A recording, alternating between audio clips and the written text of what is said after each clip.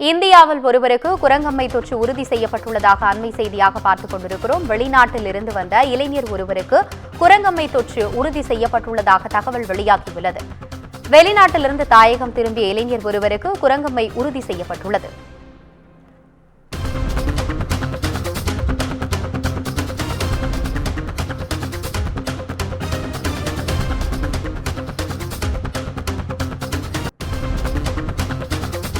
இந்தியாவில் ஒருவருக்கு குரங்கம்மை தொற்று உறுதி செய்யப்பட்டுள்ளது. இதுகுறித்த கூடுதல் விவரங்களுடன் இணைகிறார் எமது தலைமை செய்தியாளர் சிவா. வணக்கம் சிவா. இந்தியாவில் ஒருத்தருக்கு குரங்கம்மை உறுதி செய்யப்பட்டிருக்கிறதா சொல்றாங்க. அவர் எந்த பகுதியை சேர்ந்தவர்னு விவரங்களை சொல்லுங்க. ஆனந்தி, மிகவும் ஒரு அச்சுறுத்தலை ஏற்படுத்தியிருக்கக்கூடிய இந்த குரங்கு அம்மை நோய் தொற்றினுடைய பாதிப்பு என்பது உலக நாடுகள் பலவற்றிலும் மிகப்பெரிய ஒரு தாக்கத்தை ஏற்படுத்தியிருக்கிறது. இதன் விளைவாக தான் கடந்த ஆகஸ்ட் மாதமே ஒரு சர்வதேச அவசர நிலையை WHO உலக சுகாதார அமைப்பே பிரகடனப்படுத்தியிருந்தது. இந்த நிலையில தொடர்ந்து மத்திய அரசு தரப்பிலிருந்தும் மாநிலங்கள் தரப்பிலிருந்தும் இந்த குரங்கம்மை நோய் தொற்றுக்கான வழிகாட்டு நெறிமுறைகள் எல்லாம் வெளியிடப்பட்டு ஒவ்வொரு மாநிலமும் மேற்கொள்ள வேண்டிய நடவடிக்கைகள் எல்லாம் என்னென்ன என்பது தொடர்பான ஒரு வழிகாட்டு நெறிமுறைகள் தற்போது வழங்கப்பட்டிருக்கின்றன. அதோடு மட்டும் இல்லாமல் இந்த வழிகாட்டு நெறிமுறைகள் ஏற்கனவே அமல் இருக்கக்கூடிய நிலையில தற்போது ஒரு அதிர்ச்சிகரமான ஒரு தகவல். இந்தியாவில் ஒருவருக்கு இந்த குரங்கம்மை தொற்றினுடைய தாக்கம் உறுதி செய்யப்பட்டிருப்பதாக மத்திய அரசு தெரிவித்திருக்கிறது. கடந்த 2 நாட்களுக்கு முன்பே இந்த குரங்கம்மை நோய் அறிகுறியோடு ஒருவர் வந்திருக்கிறார் என்பதை மத்திய சுகாதாரத்துறை அமைச்சகம் தெரிவித்திருந்தது.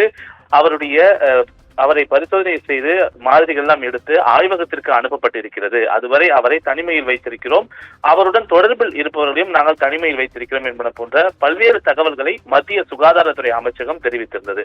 இந்த நிலையில் இன்று காலை மத்திய சுகாதாரத்துறை அமைச்சகம் வெளியிட்டிருந்த அறிவிப்பில் கூட ஏற்கனவே அறிகுறி தென்பட்டவராக கருதப்பட்டவருக்கு அந்த தன்மை இல்லை, குரங்கம்மை நோயினுடைய உறுதி செய்யப்படவில்லை என்று தெரிவித்திருந்தது.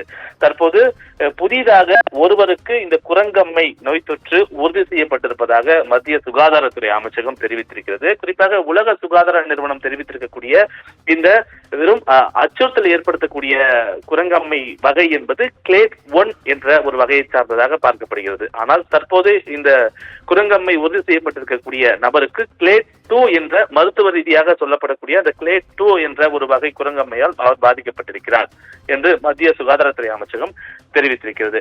இந்த நிலையில ஒருவருக்கு இந்த தொற்று பாதிக்கப்பட்டிருப்பதாக உறுதி செய்யப்பட்டிருக்கக்கூடிய நிலையில அவர் எந்த நாட்டிலிருந்து வந்திருக்கிறார், குறிப்பாக இந்த குரங்கம்மை நோய் தொற்று ஆப்பிரிக்க நாடுகளில் தான் பல்வேறு நாடுகளில் பரவ தொடங்கி சுமார் 100க்கும் மேற்பட்ட நாடுகளில் இந்த குரங்கம்மை நோய் தொற்றுடைய தாக்கம் இருக்கிறது.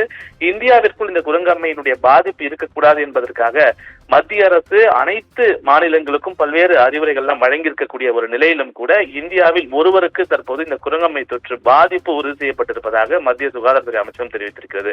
இதற்கு முன்பு 2019-20 காலகட்டங்களில் கூட கொரோனா தொற்றினுடைய தாக்கம் என்பது ஒவ்வொருவராக தான் அதிகரித்து அது லட்சக்கணக்கான மக்களினுடைய உயிரை குடித்திருந்தது. இந்த நிலையில இந்த குரங்கம்மையினுடைய தாக்கமும் இது போன்ற அதிகரிப்பதற்கான ஒரு வாய்ப்புகள் இருப்பதாக சுகாதார வல்லுநர்கள் தெரிவிக்கிறார்கள். எனவே தற்போது ஒருவருக்கு இந்த குரங்கம்மையினுடைய தொற்று உறுதி செய்யப்பட்டிருந்தாலும் அச்சப்படக்கூடிய வகையிலான ஒரு தொற்று அல்ல.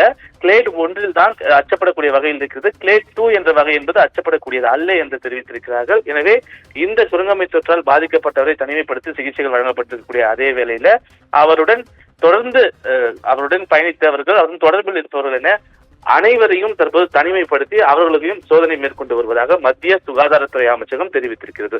ஆனந்தி, உங்களுடைய விவரங்களுக்கு நன்றி சிவா.